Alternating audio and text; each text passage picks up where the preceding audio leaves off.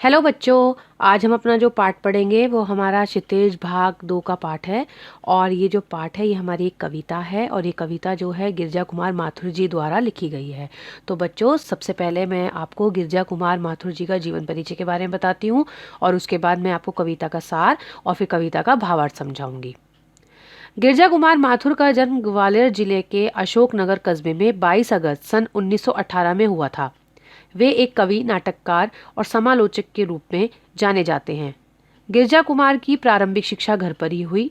उनके पिता ने घर में ही उन्हें अंग्रेजी, इतिहास, भूगोल आदि पढ़ाया। स्थानीय कॉलेज से इंटरमीडिएट करने के बाद वे 1936 में स्नातक उपाधि के लिए ग्वालियर चले गए। 1938 में उन्होंने बीए किया। 1941 में उन्होंने लखनऊ विश्वविद्यालय में एमए किया तथा वकालत की परीक्षा भी पास की। सन 1940 में उनका विवाह दिल्ली की एक कवित्री शकुंतला माथुर से हुआ। शुरुआत में उन्होंने वकालत की, परंतु बाद में उन्होंने आकाशवाणी एवं दूरदर्शन में नौकरी की। इनकी जो रचनाएं हैं उसमें प्रमुख रचनाएं हैं नाश और निर्माण, धूप के दान, शीलापंख चमकीले, भीतरी नदी की यात्रा इत्यादि। 1991 में कविता संग्रह मैं वक्त के सामने के लिए उन्हें हिंदी के साहित्य अकादमी पुरस्कार से सम्मानित किया गया। तो बच्चों, ये था हमारे जो कवि हैं उनका जीवन परिचय। बच्चों, कविता का सार शुरू करने से पहले मैं आपको बता दूं कि आप ये जो सारी जानकारी हैं और इस पाठ से संबंधित जो प्रश्नोत्तर हैं और जो ये सार और जो भावार्थ मैं समझाऊंगी, ये आप मेरी वेबसाइट भाषाज्ञान.com पे जाकर उसे पढ़ सकते हैं। वहाँ से अपने नोट्स भी तैयार कर सकते हैं। और ये कविता आपको समझ में आए मुझे कमेंट करके ज़रूर बताएं।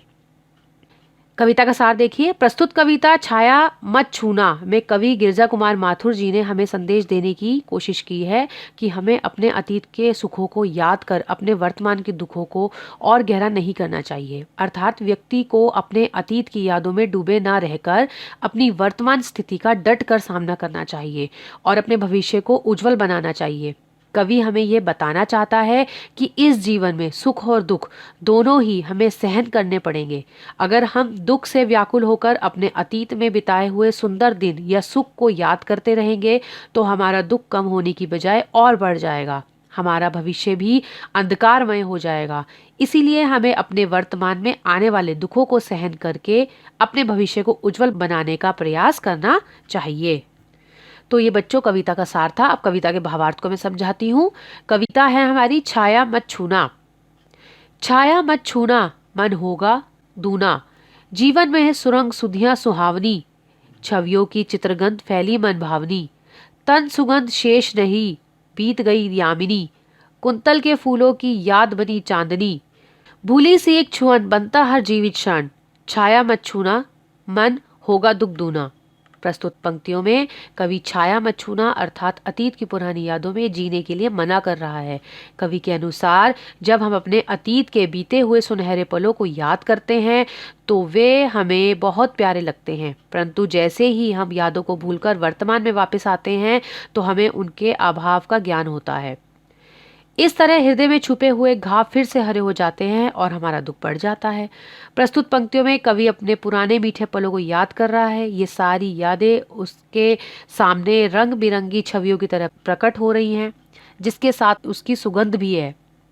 कवि को अपने जीवन के तन की सुगंध भी महसूस होती है। ये चांदनी रात का चंद्रमा कवि को अपने प्रिय के बालों में लगे फूल की याद दिला रहा है। इस प्रकार हर जीवित क्षण जो हम जी रहे हैं वो पुरानी यादों रूपी छवि में बदलता जाता है, जिसे याद करके हमें केवल दुख ही प्राप्त हो सकता है। इसलिए कवि कहते हैं कि छाया छूना मत होगा दुख दूना, यानी पुराने बातें याद करके हमारा दुख और ज्यादा दुगना हो जाता है। बच्चों, ये जो आप पढ़ेंगे इसका मैं लिंक भी आपको अपने डिस्क्रिप्शन बॉक्स में डाल दूंगी, आप वहां से देख भी सकते हैं। आगे देखिए। यश है या ना वैभव है, मान है ना सरमाया, जितना ही दौड़ा तू उतना ही भरमाया, प्रभुता का शरण बिंब केवल मृग तृष्णा है, हर चंद्रिका में छिपी एक रात कृष्णा है, जो है यथार्थ कठिन उसका तू कर पूजन, छाया मत छूना मन होगा दुख दूना। इन पंक्तियों में कवि हमें ये संदेश देना चाहते हैं कि इस संसार में धन, ख्याति, मान, सम्मान इत्यादि के पीछे भागना व्यर्थ है। ये सब एक भ्रम की तरह है। कवि का मानना यह है कि हम अपने जीवन काल में धन, यश, ख्याति इन सब के पीछे भागते रहते हैं और खुद को बड़ा और मशहूर समझते हैं। लेकिन जैसे हर चांदनी रात के बाद एक काली रात आती है, उसी तरह सुख के बाद दुख भी आता है। कवि ने इन सारी भावनाओं को छाया बताया है। हमें यह संदेश दिया है कि इन छाओं के पीछे भागने में अपना समय व्यर्थ करने से अच्छा है हम वास्तविक जीवन की कठोर सच्चाइयों का सामना डट कर करें। यदि हम वास्तविक जीवन की कठिनाइयों से रूबरू होकर चलेंगे तो हमें इन छाओं के दूर चले जाने से दुख का सामना नहीं करना पड़ेगा। अगर हम धन, वैभव, सुख, समृद्धि इत्यादि के पीछे भागते रहेंगे तो इनके चले जाने से हमारा दुख और ज्यादा बढ़ जाएगा। अगला देखिए पैराग्राफ। दुहिदा हत साहस है, दिखता है पंथ नहीं, देह सुखी हो पर मन के दुख का अंत नहीं। दुख है ना चांद खिला शरद रात आने पर, क्या हुआ जो खिला फूल रस बसंत जाने पर। जो ना मिला भूल उसे कर तू भविष्य वरण, छाया मत छूना मन होगा दुख दूना। कवि कहता है कि आज के युग में मनुष्य अपने कर्म पथ पर चलते चलते जब रास्ता भटक जाता है और उसे जब आगे का रास्ता दिखाई नहीं देता तो वह अपना साहस खो बैठता है। कवि का मानना है कि इंसान को कितनी भी सुख सुविधाएं मिल जाएं, वह कभी खुश नहीं रह सकता। अर्थात वह बाहर से तो सुखी दिखता है पर उसका मन किसी न किसी कारण से दुखी हो जाता है। कवि के अनुसार हमारा शरीर कितना भी सुखी हो परंतु हमारी आत्मा के दुखों की कोई सीमा नहीं है।